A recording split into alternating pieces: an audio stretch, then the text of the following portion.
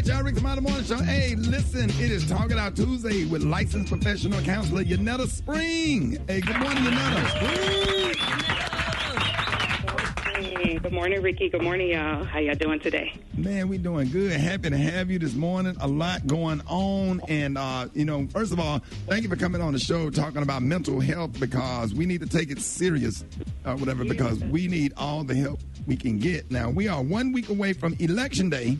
Some people are really nervous about how this could go to the point where they are having election anxiety. And I'm sure you got some tips on helping people how to deal with November the 3rd and what happens after that from a mental health perspective.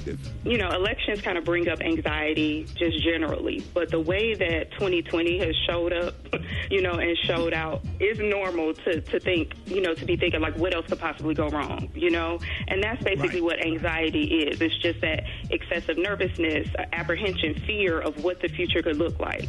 So I'm going to share some statistics with you. The American Psychological Association conducted a Stress in America survey, and they found that about 56% of the respondents identified that the 2020 election was a significant stressor. And that was at the top of the year. So at the middle of around June, the Center for Disease Control reported that the highest amount of anxiety was among young adults, Black, Latinos, just people, people of all ages in that demographic, So the prevalence of anxiety symptoms among everybody across the board is 3 times higher than it was last year. So I just thought it was important to share that, because that is a big deal, That's a huge deal. So, occasional anxiety is fine, but that's normal, right? But if you have prolonged anxiety, that can result in mental illness, as well as it can manifest into physical illness, So a few ways that, I want to share with you guys to how to deal with the election anxiety is to, number one, vote early, right? Putting things off and procrastinating in general is going to increase your anxiety, because you don't know what next week is going to look like. So if you can, vote early, okay? The next one is to take the day off. Like, if you can, everybody doesn't have that option, but if you can take the day off after the day of, take it off just as a precaution. The next one is to refrain from engaging in heavy political conversations, right? For me, as a rule, I check in with myself. If I don't have the capacity or the energy to engage or go back, I don't, and that's okay for you to do that as well. It's important to have these conversations.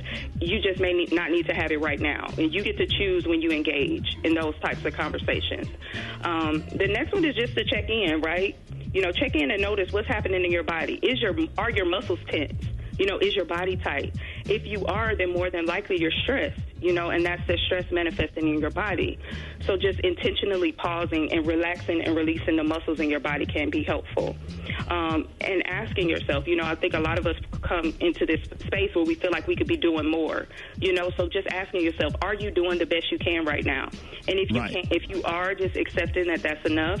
And then if not, then asking yourself, like, how can I do more? Like, what else could I do?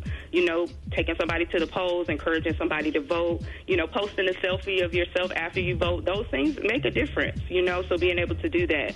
And then deleting and unfollowing negative rhetoric. You don't have to consume what everybody offers.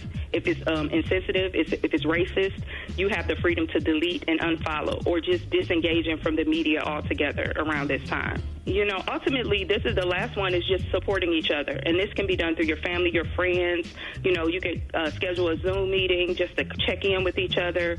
Dr. Joy Harden Bradford, the founder of Therapy for Black Girls, she's holding a self-care suite, for her community during Election Day, so everybody can just check in with each other. Because a big part of managing anxiety is being able to accept the thing that you fear rather than just avoiding it. And the problems that we've encountered this year alone, they won't magically go away after the election, but our vote can determine if we are moving towards a solution rather than further away from it. That's what I have, those 7 tips, just to kind of alleviate and relieve some of this anxiety that we are all feeling, around election. Everybody's having anxiety. Is anybody, Maria Brandt, y'all having any type of anxiety about the election? Well, I always have anxiety. Okay, and when people come in my comments with negativity, I immediately delete the comment and make sure I block them, or make sure if I'm following them, I unfollow them, because besides the election, we have life in general and all this stuff going on in the world. So why add more negativity to your life that you don't need? It's hard enough dealing with the hands that we were dealt. You know what I'm saying? Exactly. Yeah. Netta, I have a question for you. When we think in terms of the election and future leadership, we know can impact our lives, but it doesn't have to dictate our lives. What are some things we can do to boost our self-confidence and pay attention, give more focus to the things that we can't control? Really looking at how far we've come. Because I think sometimes we focus on how far we have to go, but just really looking at, the people that came before us and how they fought and how they stood in lines and how much they did to get us to this point, and just remaining hopeful and just being able to reflect on that. That's awesome. That's so awesome. Thank you for all that wonderful information. Let everybody know how they can reach you in case they have any questions. Yeah, if you have any questions or, you want to follow me on social media, you can follow Spring Forth Counseling. You can also check out my YouTube page, Yunetta Spring. And if you want to subscribe to my mailing list, you can text the word Spring to 55444. All right, Yunetta, thank you so much. That was one of the most informative, especially with this coming up, because I promise you, I have butterflies in my stomach every day, and I cannot stop watching the news and the polls and all that stuff. That was so helpful, insightful, and important. Thank you so much, Counselor. Yes. No problem at all. And you guys are in there, so take a break, step away from it as often as you can. Okay, I'm going to turn it back on to my 600-pound life and start with it. Turn off the news, Ricky. Turn off the news. That's right, because Counselor Spring, at least I can get some good recipes off of it. Did y'all see that was when she put them potato tots on top of that stuff with that little white gravy on? We'll talk about it. I'm sorry, Counselor Spring. I'm having an ADHD moment. Maybe I need an Adderall. Thank you so much. Have a nice day. Rickey Smiley Morning Show.